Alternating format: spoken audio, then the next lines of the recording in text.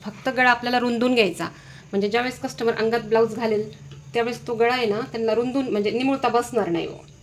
या ठिकाणी बघा आता हा समोरचा हा जो पार्ट आहे का याचा निम्मा धरायचा, याला 3 इंच धरायचा. आपण ते 2.5 इंच धरलं ना, या बाजूनी हा 1 इंचाचा पार्ट असतो आणि मग हा पार्ट वरती घ्यायचा असा आणि याला पण असा राऊंड शेप द्यायचा. याला थोडासाच द्यायचा राऊंड शेप, कारण ही बाजू थोडीशी मोठी असते.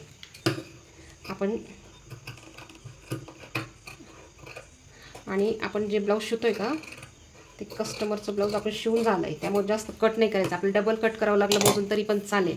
एकदा कट झाला का कपडा जोडता येणार नाही. या ठिकाणी बघा आता राऊंड शेप झाला आहे. आता हा पण आपण सेम राऊंड शेपमध्ये कट करून घेऊ, म्हणजे कस्टमरच्या अंगावर तो जो गळा आहे तो निमुळता बसणार नाही. आपण किती जरी कटिंग केली ना परफेक्ट सुरुवातीला, तरी हा प्रॉब्लेम सगळ्यांच्या बाबतीत होतोच. माझ्या तर प्रत्येक ब्लाऊजमध्ये होतो.